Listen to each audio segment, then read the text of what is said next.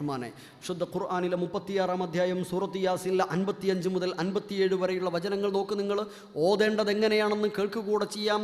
ഇന്ന അസ്ഹാബൽ ജന്നത്തിൽ യൗമ ഫീ ശുഗ്ലിൻ ഫാകിഹൂൻ.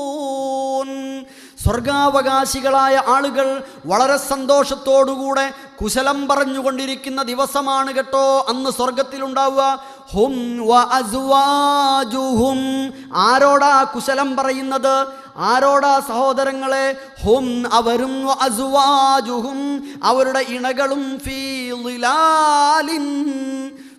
ളിലാലിൻ തണലുകളിൽ, റിസോർട്ടുകളിൽ ഇരിക്കുകയാണ് അവർ. സ്വർഗത്തോപ്പുകളിലെ തണലുകളിൽ അവർ ഇരുന്നു കൊണ്ട് പരസ്പരം കുശലം പറഞ്ഞുകൊണ്ടിരിക്കുന്നു. ആ മഹാഭാഗ്യം ഇവിടെ അഭിനയിക്കേണ്ടി വരുന്നു. നമ്മളൊക്കെ അഭിനയിക്കേണ്ടി വരുന്നു. ഇവിടെ എത്ര തണലിലും അധിക സമയം ഇരിക്കാൻ കഴിയുന്നില്ല. നമ്മളുടെ രഹസ്യങ്ങൾ കാണാൻ ഒരുപാട് ആളുകളുണ്ടാകും, അത് ഒപ്പിയെടുക്കാൻ ഒരുപാട് ആളുകളുണ്ടാകും, കളിയാക്കാൻ ആളുകളുണ്ടാകും.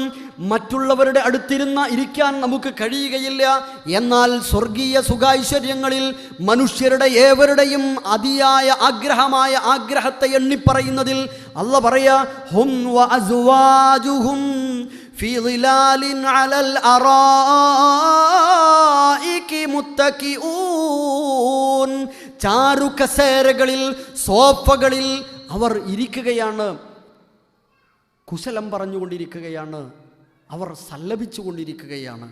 മാത്രമല്ല, ലഹും ഫീഹാ ഫാകിഹ, അവർക്കൊരുപാട് പഴവർഗ്ഗങ്ങൾ അവിടെയുണ്ട്. വലഹും മാ യദ്ഊൻ, അവർ ആവശ്യപ്പെടുന്ന എല്ലാം അവിടെ ഉണ്ട്. സ്വർഗത്തെക്കുറിച്ച് അങ്ങനെ പറഞ്ഞത്. സൂറത്ത് ഖാഫിലൊരു പ്രയോഗമുണ്ട്, അവിടെ കുറേ ഉണ്ട്. എന്നിട്ട് പറയാം വലദൈന മസീദ്, അതിനപ്പുറം ഉണ്ടെന്ന്. അന്ന് പറഞ്ഞില്ല എന്നെങ്കിൽ ഖുർആൻ അങ്ങ് തോറ്റുപോയേനും, ഖുർആന് വിലല്ലാണ്ടായി പോവേനും. അതിനപ്പുറം ഉണ്ട്. നിങ്ങൾ വലിച്ച് ഒരൊറ്റ ഉദാഹരണം പറയാം. 5 കൊല്ലം മുമ്പ് നമ്മൾ പുരണ്ടാക്കിയപ്പോൾ നാട് മുഴുവൻ നമ്മളിങ്ങനെ വണ്ടിയെടുത്ത് സഞ്ചരിച്ച് എല്ലാ വീടുകളും നോക്കി അങ്ങനത്തെ ഒന്നും അല്ലാത്തൊരു വീട് നമ്മൾ പ്ലാൻ ചെയ്തുണ്ടാക്കിയില്ലേ. പക്ഷെ 1 കൊല്ലം കഴിഞ്ഞപ്പോൾ നമുക്ക് ഇതല്ലാനും വേണ്ടിയെന്ന്. കാരണം ഇതിനപ്പുറത്ത് എന്തൊക്കെയോ ഉണ്ട്, നമ്മൾക്ക് കഴിയില്ല. നമ്മുടെ ഊഹത്തിന്, ചിന്തകൾക്കപ്പുറം, ഭാവനകൾക്കപ്പുറത്തുണ്ട്. അതാണ് സ്വർഗം. അതാണ് പ്രവാചകൻ പഠിപ്പിച്ചത്. മാലാ ഐനുൻ റഅത്, ഒരു കണ്ണും കണ്ടിട്ടില്ലാത്ത സൗന്ദര്യങ്ങളാണ്. വലാ ഉദുനുൻ സമിഅത്, ഒരു ചെവിയും കേട്ടിട്ടില്ലാത്ത ശബ്ദങ്ങളാണ്. വലാ ഖത്തറ അലാ ഖൽബി ബശർ, ഒരു മനുഷ്യൻ്റെ ഹൃദയവും അനുഭവിച്ചിട്ടില്ലാത്ത വിധത്തിലുള്ള സുഖൈശ്വര്യങ്ങളാണ് സ്വർഗത്തിലുള്ളത്. ശേഷം നരകാവകാശികളായ ആളുകളോട് പറയാ, അവരെ മാറ്റി നിർത്തിയിട്ട്, ഇന്ന് നിങ്ങൾ പറയും വിചാരണാ സമയം, നിങ്ങൾ എന്ത് മറച്ചു വച്ചാലും നിങ്ങളുടെ വായ്ക്ക് സീല് വെക്കുക. വതുകല്ലിമുന ഐദീഹിം, നിങ്ങളുടെ കൈകൾ സംസാരിക്കുക. വതശ്ഹദു അർജുലുഹും, നിങ്ങളുടെ കാലുകൾ സാക്ഷ്യം വഹിക്കുക. ബിമാ കാനൂ യക്സിബൂൻ, എന്താണോ പ്രവർത്തിച്ചത് അതെല്ലാം അവരുടെ കൈകാലുകൾ പറയും എന്ന്. കൂട്ടരെ, ഇവിടെ എന്തും മറച്ചു വെക്കാം, ആരും അറിയാതെ എന്തും ചെയ്തു തീർക്കാം.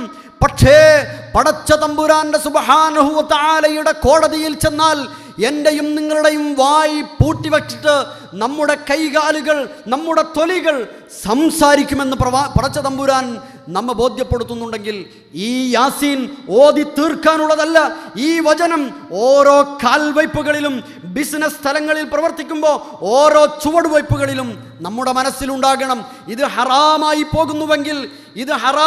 പോകുന്നുവെങ്കിൽ ഈ ചതി ആരും അറിയുന്നില്ലെങ്കിലും പടച്ച തമ്പുരാൻ അറിയുമെന്ന് യാസീൻ പഠിപ്പിച്ചിട്ടുണ്ടെങ്കിൽ, ഞാൻ ഇന്ന വിദേശത്ത് വന്നിട്ട്, ഇത്ര ദൂരെ വന്നിട്ട് ആരോരും അറിയാതെ ചതിപ്രയോഗം നടത്തിയത് ആരും അറിഞ്ഞില്ലെങ്കിലും എൻ്റെ ശരീരത്തിൻ്റെ അവയവങ്ങൾ അവിടെ വെച്ച് ഇത് പ്രഖ്യാപിക്കുമെന്ന് സൂറത്ത് യാസീൻ പഠിപ്പിക്കുന്നുണ്ടെങ്കിൽ, അതുകൊണ്ടാണ് ഹൃദയത്തിൽ ചേർത്ത് വെക്കേണ്ട വചനങ്ങളാണ്, ഖൽബുൽ ഖുർആനാണ് യാസീൻ എന്ന് പറഞ്ഞതെന്നർത്ഥം.